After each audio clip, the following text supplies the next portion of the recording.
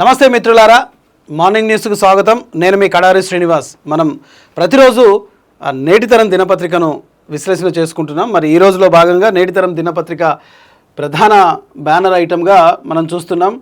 సంపాదకులు బొమ్మ అమరేందర్ బ్యానర్ ఐటమ్గా రాసిన వార్త మనం ఏంటో చూద్దాం. పనిలేని ప్రతిపక్షం, పసలేని రాజకీయం. ఒడ్లు కొనడం లేదు, రైతులు ఇబ్బందుల్లో ఉన్నారు, ప్రభుత్వ విఫలం. ఒడ్లు కొనుగోలు సవ్యంగా జరుగుతోంది, వచ్చిన ధాన్యాన్నే కొనుగోలు చేస్తున్నాం, ప్రతి క్వింటాలకు బోనస్ ఇస్తున్నాం, సొంత ట్రాక్టర్లకు అనుమతి, రవాణా ఖర్చు ప్రభుత్వమే. ఒకవైపు ఇక్కడ ప్రతిపక్షం ఇస్తున్న వాగ్దానాలు చూస్తున్నాం, ఇక్కడ ప్రభుత్వం చేస్తున్న వాగ్దానాలు చూస్తున్నాం. వడ్లు కొనుగోలు సవ్యంగా జరుగుతోందని రైతు ఒక యానిమేషన్ బొమ్మతో మనకి ఇక్కడ కనిపిస్తుంది. రైతులతో సంతృప్తి, ప్రతిపక్షంలో అసంతృప్తి. అభివృద్ధి పనిచేస్తుంది, రాజకీయం కాదు. వడ్లు కొనుగోలు ఎక్కడ ఆగడం లేదు, బీఆర్ఎస్ యాగి రాజకీయం అవసరం లేదు. అంటే వాస్తవంగా ఇక్కడ మనకు ఈ కంటెంట్లో మనకు చెప్పాల్సింది ఏంటంటే, ప్రభుత్వం ఒడ్లు కొనుగోలు విషయంలో రైతులకు అండగా నిలబడుతోందని ప్రభుత్వం వాదన వినిపిస్తుంటే, లేదు ఒడ్లు కొనుగోలు చేయటం లేదని ప్రతిపక్షంలో ఉన్న బీఆర్ఎస్ పార్టీ, ముఖ్యంగా కేటీఆర్, హరీష్ రావులు ఈ మధ్య వార్తల్లోకి ఎక్కడ మనం ప్రతిపక్ష పాత్రలో మనం చూస్తున్నాం. వాస్తవానికి వడ్ల కొనుగోలు ఎక్కడ ఆగలేదు. రాజకీయం చేయడానికి పార్టీలు రైతు సమస్యలు ముందేసుకుంటున్నారు. కానీ ఇవి గతకాలం కాదు. తెలంగాణ రేవంత్ సర్కార్ వచ్చిన తర్వాత రైతులు పెద్దగా ఇబ్బందులు ఎదుర్కొంటున్న దాఖలాలు లేవు. అమ్మిన వడ్లకు ధర రాలేదన్న ముచ్చట లేదు, ప్రభుత్వం కొనుగోలు చేయలేదన్న సంఘటనలు చోటు చేసుకోలేదు, వడ్లకు బోనస్ రాలేదన్న రైతు లేడు. అయినా సరే బీఆర్ఎస్ రాజకీయానికి ఏది అందడం లేదు. గత 2 ఏళ్లుగా రకరకాల రాజకీయం చేయాలని చూస్తున్నారు, కానీ కుదరడం లేదు. ఇక జనం తమను తాము మర్చిపోతారన్న భయం వడ్ల కొనుగోలు రాజకీయం చేస్తున్నారు. ఈ 2 ఏళ్ల కాలంలో రేవంత్ సర్కార్ వడ్ల కొనుగోలు చేయడం లేదన్న మాట ఎక్కడ చెప్పలేదు. నీళ్లు లేక పైరు ఎండిపోయిందన్న మాట లేదు. పుట్టకొచ్చిన తర్వాత కూడా నీళ్లు లేదన్న మాట వినిపించడం లేదు. సో మొత్తానికి ఇక్కడ చూసుకుంటే మనం బీజేపీకి కనిపించని రైతుల బాధలు ఒక బీఆర్ఎస్కే కనిపిస్తున్నాయా? తెలంగాణలో నీళ్ళు అందక పంటలు ఎక్కడైనా ఎండిపోయాయా? కరెంటు రాక రైతులు ఇబ్బంది పడ్డారా? అకాల వర్షానికి రైతులు ఎక్కడైనా అతలాకుతలం అయ్యారా? వడ్ల కొనుగోలు రైతులకు నానా ఇబ్బందులు ఎదుర్కొంటున్నారా? అంటే ఓవరాల్గా మన కంటెంట్ చూస్తే ఏమవుతుందంటే, వడ్ల కొనుగోలు ఎక్కడ కూడా ఆగలేదు, రైతులు ఏమైనా ఇబ్బంది పడ్డారా, లేకపోతే ఎక్కడైనా భూములు ఎండిపోయినాయా అని చెప్పేసి కంటెంట్ డైరెక్ట్ ప్రతిపక్షానికి ఎక్కువ పెట్టినట్టుగా మనకి ఇక్కడ అర్థమవుతుంది. సో ఇది ప్రధానంగా. ఇక పైగా చూసుకుంటే, సన్నాలు పండించిన రైతులకు క్వింటాలకు అదనంగా 500 రూపాయలు బోనస్ ఇస్తామన్నారు, మాట తప్పలేదు, ప్రతిసారి ఇస్తున్నారు, ఎక్కడ రైతుకు తనకు బోనస్ రాలేదన్న మాట ఎక్కడ కూడా కనిపించలేదు. సో మొత్తానికి ఓవరాల్గా కంటెంట్ అంతా చూసుకుంటే, చీఫ్ ఎడిటర్ బొమ్మ అమరేందర్ గారు రాసిన ఈ ఆర్టికల్లో మాత్రం ప్రధానంగా బ్యానర్ పేజ్ చూస్తున్నాం. వడ్ల కొనుగోలు ఎక్కడా ఆగలేదు, ఖాళీ ఏదో యాగి చేస్తున్నది బీఆర్ఎస్ ప్రభుత్వం అన్నట్టుగా మనం ఇక్కడ చూస్తున్నాం. ఇక మనం 2వ పేజీలోకి వెళ్తే ప్రధానంగా ఇక్కడ మనం చూస్తున్నాం, దక్కిన మెజారిటీ విజయ్ సర్కార్ లైన్ క్లియర్ అన్నట్టు చూస్తున్నాం. కానీ తమిళనాట గత 3 రోజులుగా సాగుతున్న రాజకీయానికి అనిశ్చితి ఎట్టకేలకు తెరపడినట్లే కనిపిస్తోంది. ప్రభుత్వ ఏర్పాటు కోసం ముమ్మర ప్రయత్నాలు. కాకపోతే ఇది నిన్న లేటుగా అందిన వార్త కాబట్టి ఫ్రెష్గా తమిళ రాజకీయాల మీద ఎలా ఉన్నాయంటే, టీవీకే పార్టీ విజయ్ ఏ ముహూర్తాన రాజకీయాల్లోకి వచ్చాడో కానీ తనకు రాజకీయం అంటే ఏందో బీజేపీ ప్రభుత్వం కరెక్ట్గా చూపిస్తుందనే చెప్పాలి. ఎందుకంటే తమిళ గవర్నర్ మాత్రం ససేమిరా ఒప్పుకోవట్లేదు. మీకు 107 సీట్లే ఉన్నాయి, ఇంకా మీకు 118 ఆ సీట్లు రావాలి అని అంటే ఖచ్చితంగా మాకు మీ బలాన్ని చూపెట్టాలని చెప్తున్నప్పటికీ కొంత అయోమయ పరిస్థితులు. ఒకసారి రేపే ఇవాళ 11 గంటలకి ప్రమాణ స్వీకారం అని చెప్పినారు. నిన్న గవర్నర్ కూడా తమిళనాడు గవర్నర్ కూడా విజయ్, ఆయన మద్దతుదారులు కూడా వెళ్ళి కలవడం జరిగింది. అయితే అనూహ్యంగా అక్కడ ఏం జరిగిందంటే, టీవీకే పార్టీకి మద్దతు ఇస్తున్న లెఫ్టినెంట్ పార్టీలు కానీ, తర్వాత ఇంకో పార్టీలు కానీ, వేరే ఏవైతే పార్టీలు ఉన్నాయో ఆ పార్టీలు కూడా పూర్తిగా మద్దతు ఇచ్చినట్టే ఇచ్చి లెటర్ ఇవ్వకుండా అవే ఆగిపోయినాయి.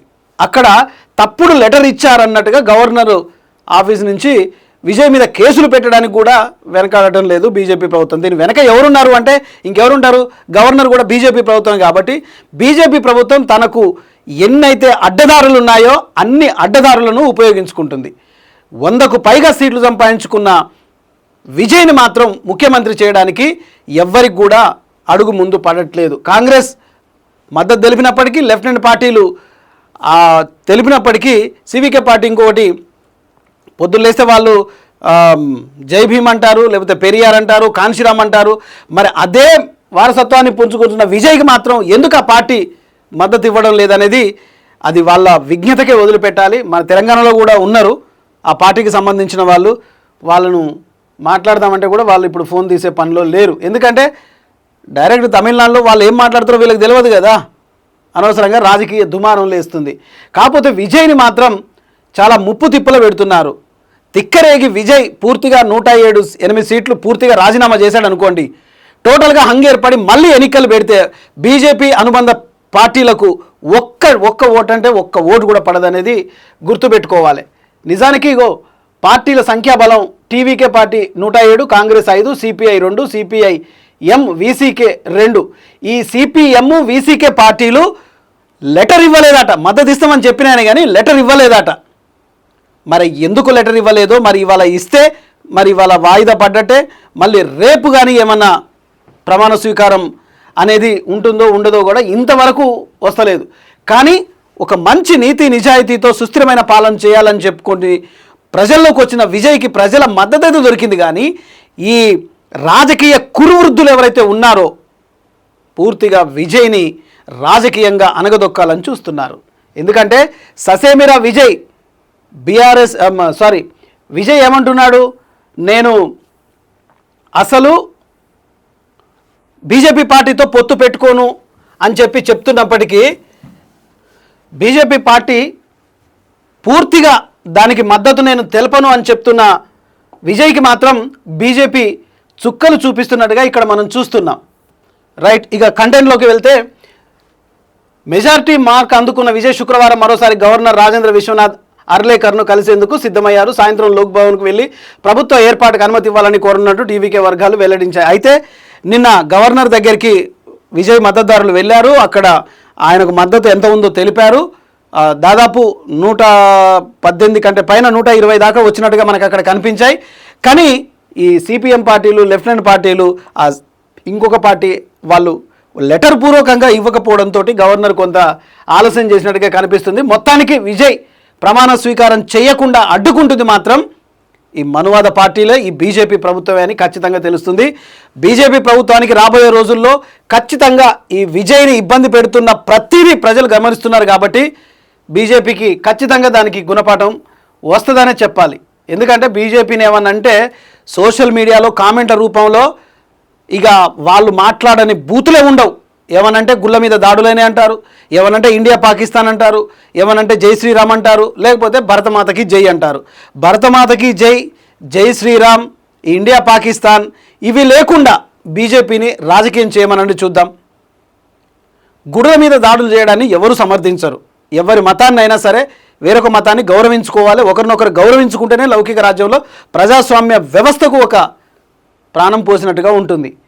రాజకీయంగా ఎదుర్కోవడానికి సిద్ధంగా లేని బీజేపీ ప్రభుత్వం మత విద్వేషాలను కూడా రగిల్చడానికి పిల్లలను కూడా, చిన్న పిల్లలను కూడా కాషాయ వస్త్రాలు ధరించి జై శ్రీరామ్ అని చెప్పేసి నరుకుతాం చేస్తామని చెప్పేసి మాటలు వాళ్ళకు నేర్పుతుంటే ఇంకా రాబోయే వ్యవస్థ, భవిష్యత్ వ్యవస్థ ఎలా ఉంటుంది?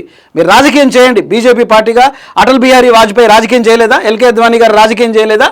బీజేపీ అధికారంలో పార్టీకి రాలేదా? ఇప్పుడు మీరు వచ్చిన తర్వాతనే బీజేపీ అధికారంలోకి వస్తుందా? లేకపోతే అభివృద్ధి మొత్తం మీరే చేస్తున్నారా? తెలంగాణకి ఏం అభివృద్ధి చేసిరో రేపు ప్రధానమంత్రి గారు వచ్చినప్పుడు తెలంగాణకి ఏమేమి నిధులు తెచ్చారు, నిరుద్యోగులకు ఎంత ఇచ్చారు, తర్వాత మన ప్రాజెక్టులకి జాతీయ హోదా కల్పించారా, ప్రతి విషయం మీద మోడీ గారు రేపు తెలంగాణకి ఏం చెప్పారో, ఏం చేశారో రేపు వివరించాల్సిన బాధ్యత ప్రధానమంత్రి మీద ఉంటుంది.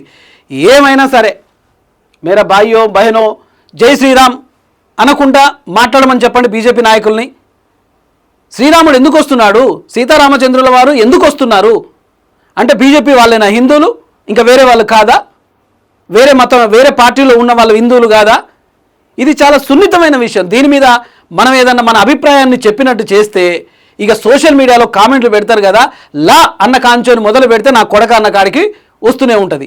ఇది మంచి పద్ధతి కాదు. సోషల్ మీడియాను కూడా ప్రతి ఒక్క రక్షణ వ్యవస్థ, పోలీసు, ఇంటెలిజెన్స్ వర్గాలు కూడా విజ్ఞప్తి చేస్తున్నా, ఇలాంటి సోషల్ మీడియాలో వల్గర్ కామెంట్లు పెట్టే వాళ్ళపై తక్షణమైన చట్టపరమైన చర్యలు తీసుకోవాలని డిమాండ్ చేస్తూ ఉన్నాం. రైట్, ఇక అదొక వర్షన్ చూసుకుంటే దేశం గర్వించేలా కొడంగల్లో అభివృద్ధి, కొడంగల్ను ఎడ్యుకేషన్ హబ్గా మారుస్తాం, అంటూ కాంగ్రెస్ ప్రభుత్వం ఇక్కడ ఒక స్టేట్మెంట్ చూస్తున్నాం. 430 పడకల ఆసుపత్రి నిర్మాణానికి శంకుస్థాపన, మహాలక్ష్మి వెంకటేశ్వర స్వామి ఆలయ పునర్నిర్మాణం, కొడంగల్లో పలు అభివృద్ధి పనులకు సీఎం రేవంత్ రెడ్డి శంకుస్థాపనలు చేసినట్టుగా మనం ఇక్కడ చూస్తున్నాం. మంచిదే, ఒక మహాలక్ష్మి వెంకటేశ్వర స్వామి ఆలయ పునర్నిర్మాణం చాలా సంతోషం. కొడంగల్లో అభివృద్ధి పనులు, ఎందుకంటే కొడంగల్ నియోజకవర్గం నుంచే ముఖ్యమంత్రిగా రేవంత్ రెడ్డి అక్కడి నుంచి రాజకీయంలో వచ్చాడు కాబట్టి తన నియోజకవర్గాన్ని అభివృద్ధి చేసుకోవడంలో ఒక మహత్తరమైన వెంకటేశ్వర స్వామి ఆలయం అండ్ అలాగే ఆసుపత్రి కూడా కడుతున్నందుకు చాలా సంతోషం. ఇది ముందుకు వెళ్ళాలి, ఎందుకంటే ఒకవైపు గుడి, మరోవైపు గడి ఏకమైన ఈ నియోజకవర్గాన్ని నందనవనంగా మార్చడానికి అందరూ కలిసి రావడం అభినందనీయమని ఇక్కడ చేస్తుంది. ఆగమ శాస్త్ర పండితుడు సుందర వరదాచార్యులు గారు కలలుగన్న గుడి నిర్మాణం సహకారం కావడం సంతోషకరమని ముఖ్యమంత్రి గారు కూడా ఇక్కడ చెప్తున్నట్టుగా చూస్తున్నాం. ఇక ప్రధానమంత్రి గారి మీటింగు అది పక్కన పెడితే ఇంకా బెంగాల్ రాజకీయాల్లో బీజేపీ శకం. బెంగాల్ రాజకీయంలో బీజేపీ శకం కాదు నాయన, అది పూర్తిగా మీరు లిఖించుకున్న రాజ్యం. అది మీరు పూర్తిగా ఎలక్షన్ కమిషన్ని మీ చేతుల్లోనే ఉంటుంది. అణ్వస్త్ర ఆయుధాలు, పోలీసు సిబ్బంది అంతా మీ చేతుల్లోనే ఉంటుంది. పూర్తిగా ఓట్లనేవి నామమాత్రంగా జరిగినాయి బెంగాల్లో. అందుకనే దీది నేను రాజీనామా చేయను, చక్కగా సుప్రీంకోర్టు పోతా అని చెప్పేసి చెప్తుంది కదా. అయినా సరే బెంగాల్లో రాజకీయం ముఖ్యమంత్రిగా ప్రమాణ స్వీకారం బీజేపీ ప్రభుత్వం అయిపోయింది. ఇప్పుడు బీజేపీ శకం నడుస్తుంది. తెలుగులో సామెత ఉంటుంది, ఎత్తుకు ఎదిగిన ఒక్కసారి కుప్పకూలిపోతుంది, అనూహ్యంగా ఎత్తుకు ఎదుగుతుంది కదా, ఒక్కసారి పేకమేడ లెక్క కూలిపోతాయి. కష్టపడుతూ ఒక్కొక్క మెట్టు ఎక్కుంటేనే ఆ ఇల్లు గట్టిగా ఉంటుంది, ఆ భవిష్యత్తు కూడా గట్టిగా ఉంటుంది.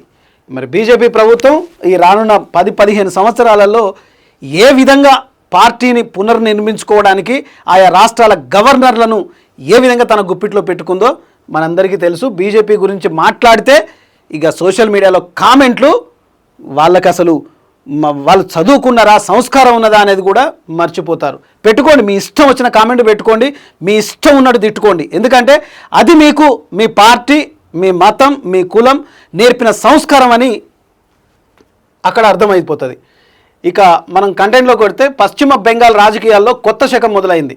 రాష్ట్రంలో తొలి బీజేపీ ముఖ్యమంత్రిగా సువేందు అధికారి పగ్గాలు చేపట్టారు. శుక్రవారం కోల్కతాలోని విశ్వ బంగ్లా కన్వర్షన్ సెంటర్లో హోంమంత్రి అమిత్ షా సమక్షంలో జరిగిన బీజేపీ శాసనసభ పక్ష సమావేశంలో సువేందు అధికారిని శాసనసభ పక్ష నేతగా ఎన్నికయ్యారు. అదే అమిత్ షా ఇస్తున్నప్పుడు ఆ ముఖ్యమంత్రి ఇట్ట దండం పెడుతుంది, ఇట్ట కూర్చొని దండం పెడుతుండు. అట్లా దండం పెట్టడానికి ఆ ముఖ్యమంత్రి అయ్యేది. మీ ప్రజలకు దండం పెట్టండి, మీ నియోజకవర్గ ప్రజలకు సేవ చేయండి. పార్టీ టికెట్ ఎవరైతే ఇస్తారో, ఎవరైతే ముఖ్యమంత్రిగా నిలబెడతారో వాళ్లకు పాదాభివందనాలు చేస్తారు. చెప్తున్నా కదా, అన్యాయం పూర్తిగా రాక్షస విశృంఖలాలు పెట్టుకుంటే ప్రకృతి చాలా గొప్పది, వాతావరణం మన పంచభూతాలు చాలా గొప్పవి. ప్రతి ఒక్కరికి తగు సమయాల్లో ఖచ్చితంగా బుద్ధి చెప్పే తీరుతుంది ప్రకృతి. ఎందుకంటే ప్రకృతి ముందు అందరూ పిల్లలమే కాబట్టి చూడాలి. ఆ రాజకీయాలను అసలు విశ్లేషణ చేయాలంటేనే కంపరం పుడుతుంది. ఇక తలసేమియా అంటువ్యాధి కాదు, జన్యుపరమైన లోపంతో వచ్చే వ్యాధి. బ్లడ్ రిలేషన్ వివాహాలతోనూ సంక్రమించే ఛాన్సు. వైద్య ఆరోగ్య శాఖ మంత్రి దామోదర రాజనరసింహ. తలసేమియా అంటువ్యాధి కాదని, ఇది తల్లిదండ్రుల నుంచి పిల్లలకు సంక్రమించే జన్యుపరమైన వ్యాధి అని ఆరోగ్య శాఖ మంత్రి దామోదర రాజనరసింహ తెలిపారు. సమీప బంధువుల మధ్య వివాహాలు జరిగే సందర్భాల్లో ఈ వ్యాధి వచ్చే ప్రమాదం పెరుగుతుందన్నారు. యువత వివాహానికి ముందు తప్పనిసరిగా స్క్రీనింగ్ చేయించుకోవాలన్నారు. నిజానికి ఖచ్చితంగా జన్యుపరంగా వచ్చేది ఈ తలసేమియా వ్యాధి. ఇదేదో అంటువ్యాధి కాదు, లేకపోతే ఒకరి నుంచి ఒకరికి వచ్చేది కాదు, అది జన్యుపరంగా వస్తుంది. కాబట్టి ఈ యువత ఏదైతే ఉందో ఆరోగ్య సమస్యలు పెళ్లికి ముందే చేసుకుంటే ఇంకొకరికి మనం అన్యాయం చేయనట్టుగా మనం అక్కడ కనిపిస్తూ ఉంది.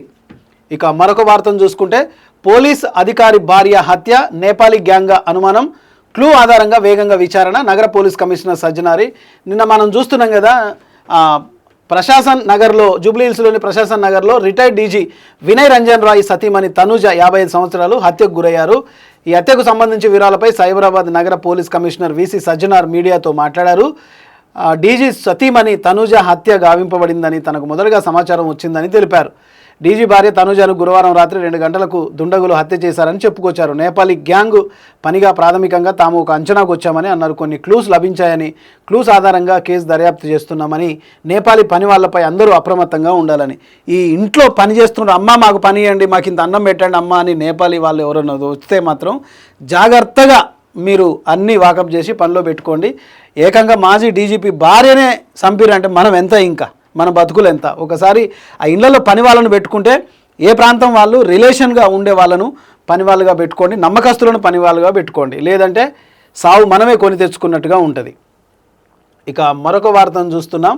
ఇక్కడ డ్రగ్ కట్టడి చేయమే తొలి ప్రాధాన్యం, రిపీటెడ్గా పట్టుబడితే పీడీ యాక్ట్ పెట్టే ఆలోచన, ఈగల్ ఫోర్స్ ద్వారా మంచి ఫలితాలు, సమీక్షలో డీజీపీ సివి ఆనంద్ స్టేట్మెంట్. ఇక్కడ పోలీస్ ఆఫీసర్ స్టేట్మెంట్ కూడా చూస్తున్నాం. రాష్ట్రంలో డ్రగ్స్ కట్టడి చేయడమే తాము తొలి ప్రాధాన్యంగా డీజీపీ సివి ఆనంద్ స్పష్టం చేశారు. రిపీటెడ్గా డ్రగ్స్ కేసులో పట్టుబడితే మాత్రం పీడీ యాక్ట్ తరహా చట్టాన్ని ఉపయోగిస్తామన్నారు. మంచిదే, పీడీ యాక్ట్ కాకపోతే ఉరిశిక్ష చేయండి.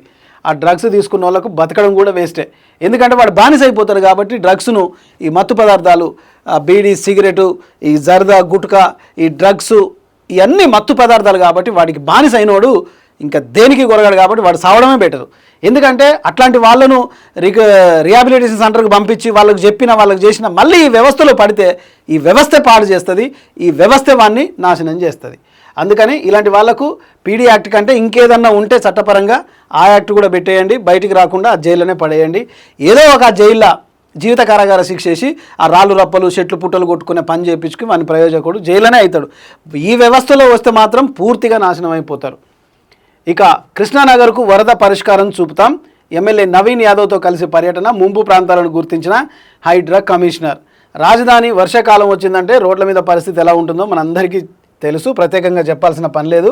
అసలే ట్రాఫిక్ ఉప్పొంగే డ్రైనేజీలు, తెరుచుకొని ఉండే మ్యాన్ హోల్స్ వెరసి వాహనదారులకు నరకప్రాయంగా ఉంటుంది. కాబట్టి కృష్ణానగర్ గురించి ఎంత చెప్పినా తక్కువే. చిన్నపాటి వర్షానికే రోడ్ల మీద ఓ సముద్రంలో ఉప్పొంగి ప్రవహిస్తూ వరదను తలపిస్తుంటుంది. ఈ క్రమంలో young dynamic MLA Naveen Yadav గారితో కలిసి హైడ్రా కమిషనరు ఈ మున్సిపల్ అభివృద్ధి కార్యక్రమాలు గురి చేశారు. ఎందుకంటే రాబోయేది వర్షాకాలం కాబట్టి ఖచ్చితంగా హైదరాబాద్ భాగ్యనగరంలో ఈ డ్రైనేజీల వ్యవస్థ పూర్తిగా ఇంకా ఆధునీకరించబడాలి.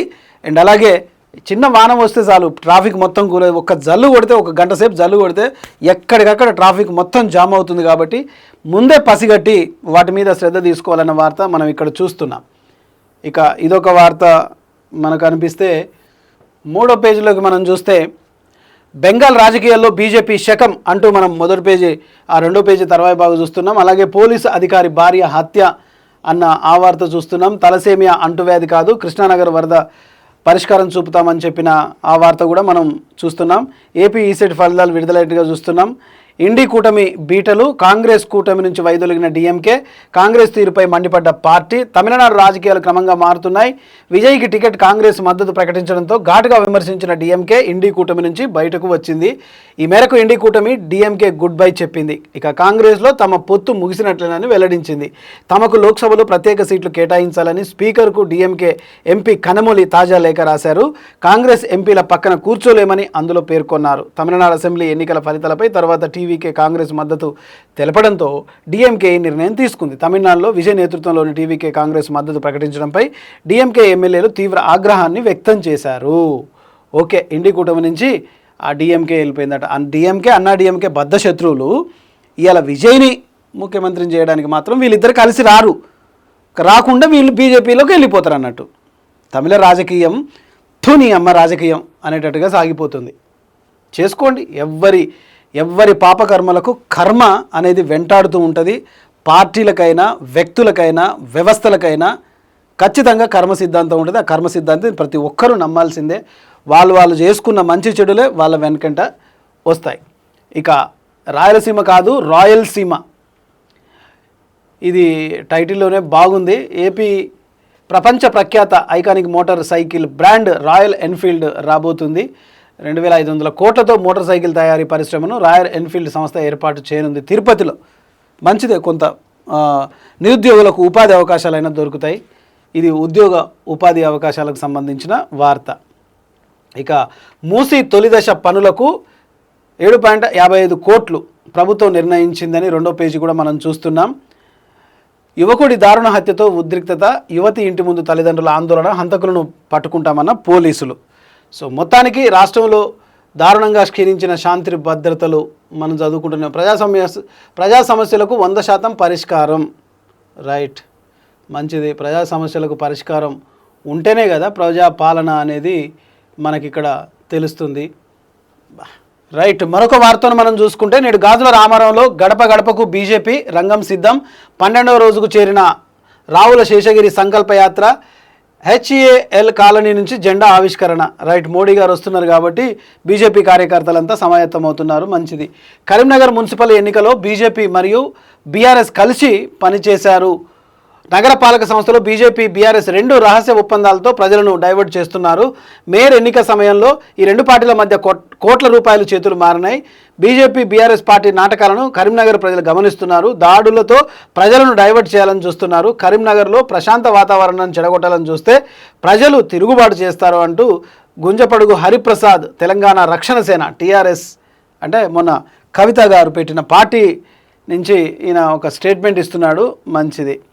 ఇక అనంతసాగర్ గ్రామంలో జరిగిన ఎస్సీ ఎస్టీ కేసు సంఘటనపై గజ్వేల్లో ఏసీపీ పర్యటన చేసినట్టుగా మనం ఇక్కడ చూస్తున్నాం. ఇక మంత్రి పొన్నం పుట్టినరోజు సందర్భంగా సామాజిక సేవా కార్యక్రమాలు, రక్తదాన శిబిరాలు బాగానే చేశారు. సంతోషం. ఇక 15వ వార్డులో ఘనంగా ఇందిరమ్మ ఇల్లు ప్రారంభోత్సవం జరిగిందని ఒక వార్త చూస్తున్నాం. మోడీ సభను విజయవంతం చేయండి, రావుల శేషగిరిరావు పిలుపునిస్తున్నారు. గ్రామ కోఆప్షన్ సభ్యుల నియామకం ఎప్పుడో అంటూ సర్పంచుల కొలువుదీరి 5 నెలలు గడుస్తున్నా ఊసేలేని నియామకాలంటూ కూడా మనొక వార్త మనం చూస్తున్నాం. సో మొత్తానికి ఇది నేటి తరం దినపత్రికలో వచ్చిన ప్రధాన అంశాలపై మనం విశ్లేషణ చేసుకుంటున్న సందర్భాన్ని మనం చూస్తూ ఉన్నాం. మొత్తానికి రైట్, నేటితరం దినపత్రికలో ప్రధానంగా చూసుకుంటే బ్యానర్ ఐటంలో ఈ పని లేని ప్రతిపక్షం పసలేని రాజకీయం అంటూ ఒడ్ల కొనుగోలు జరగట్లేదని చెప్తున్నది. అలాగే బీజేపీకి రేపు జరగబోయే మీటింగు ప్రధాని గారి గురించి ఇక్కడ కొన్ని ఆర్టికల్ మనం చూస్తున్నాం. సో మొత్తానికి నేటితరం దినపత్రికలో వచ్చిన వార్తలను మనం ప్రతిరోజు విశ్లేషణ చేసుకుంటున్న సందర్భంగా దీనిపై మీ కామెంట్ని, మీ అభిప్రాయాన్ని ఖచ్చితంగా తెలియజేయండి మిత్రులారా. ఇది ఇవాల్టి ప్రత్యేక కార్యక్రమం.